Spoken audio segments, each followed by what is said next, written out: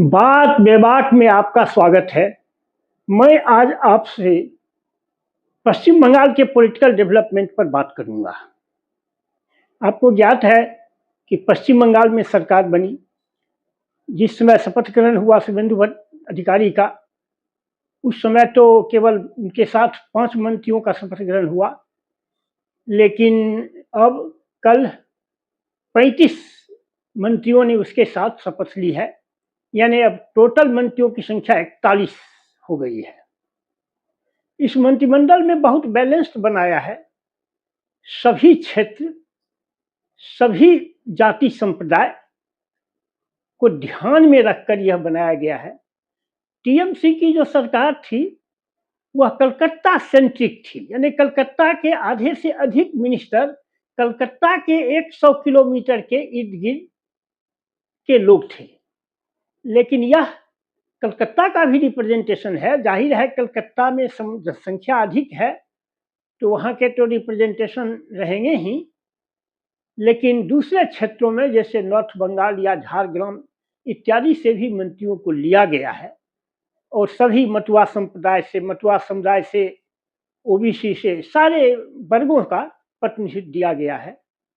और तो और अशोक ढिंढा जो एक स्पोर्ट्समैन थे, उनको भी जगह दिया गया है मंत्रिमंडल में अभी। और कालिता माझी जो कल तक लोगों के घरों में झाड़ू पोछा करती थी और बर्तन मांजती थी, उसको मंत्रिमंडल में जगह दिया है और अब वह लाल बत्ती से चलेगी। अब देखिए आगे क्या होता है। एक बचा हुआ रह गया संदेश खाली की जो पीड़िता थी, उसको जगह नहीं मिला है, लेकिन देखिए आगे अभी 3 सीट बाकी है और किसको किसको मंत्रिमंडल में जगह मिलती है, यह तो आगे और इसका विस्तार किया जाएगा। अब आइए, ये तो हुआ मंत्रिमंडल की बात। अब इस बीच अभिषेक बनर्जी जो उनके भतीजे हैं ममता बनर्जी के, उस पर हमला हुआ है। भाजपा का तो कहना है कि लोगों ने चोर चोर कह के हमला किया, हमारा कोई हाथ नहीं है, लेकिन मुझे इसमें कोई तथ्य नहीं लगता है। बिना किसी पॉलिटिकल इंस्टिगेशन के कोई आम जनता क्यों किसी पर हमला करने जाए। फिर कल्याण बनर्जी पर हमला हुआ है जो उसके चीफ व्हिप हैं लोकसभा में और बहुत बड़बोले एमपी हैं। खैर, ये बात बहुत दुखद है। लोकतंत्र में ऐसा नहीं होना चाहिए। लोकतंत्र में आप याद कीजिए जवाहरलाल नेहरू का जमाना। भाजपा बार बार जवाहरलाल नेहरू के जमाना को याद दिलाती है। जो अटल बिहारी वाजपेयी उनके पॉलिटिकल ओपोनेंट थे, लेकिन फिर भी जवाहरलाल को अटल बिहारी वाजपेयी और अटल बिहारी वाजपेयी को जवाहरलाल एक दूसरे को कितना मानते थे और कितना उसकी इज्जत किया करते थे। और वही नहीं, उनके जितने पॉलिटिकल ओपोनेंट थे, जयप्रकाश नारायण, डॉक्टर राम मनोहर लोहिया, EMS नंबूदरीपाद, ज्योति बसु, सबों का वह आदर करते थे। पॉलिटिकल लड़ाई एक जगह है, हमारी राजनीतिक लड़ाई है, कोई व्यक्तिगत उससे दुश्मनी नहीं है, ये मैं कहता हूं।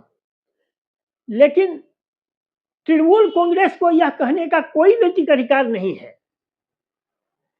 2021 के चुनाव के पोस्ट पोल वायलेंस में तो 59 लोग मरे थे और 300 लोगों की हत्या हुई थी।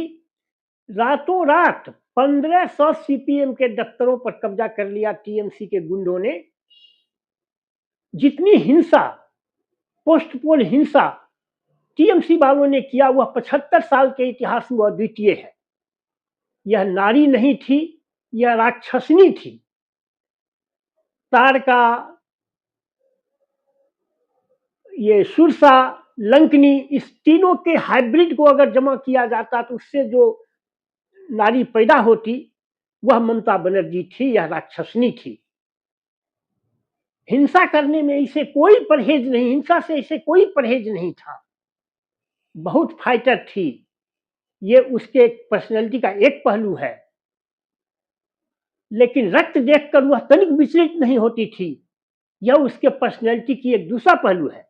इसलिए तृणमूल कांग्रेस को तो भाजपा उसी के कॉइन में लौटा रही है, बल्कि उसके कॉइन में भी नहीं लौटा रही है, उस जितना किया है उससे कम कर रही है।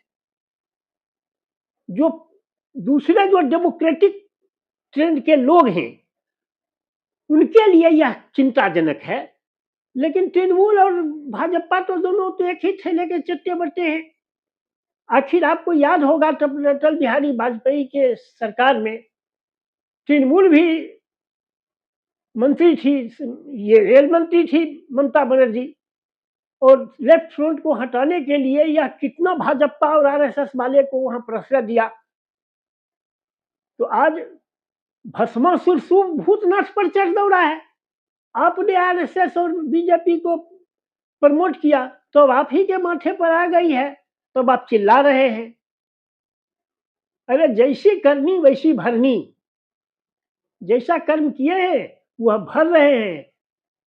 इनका कोई बीजेपी से कोई राजनीतिक अंतर्विरोध नहीं था, इनके पास प्रिंसिपल के नाम की कोई चीज थी भी नहीं। इस पर मैं एक दिन कह चुका हूं।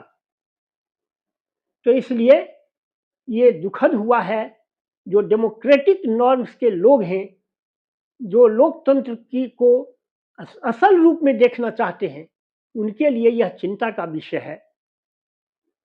बस आज के वीडियो में इतना ही। अगर आपको मेरी बात पसंद आए तो इसे लाइक और सब्सक्राइब करें। Thank you very much.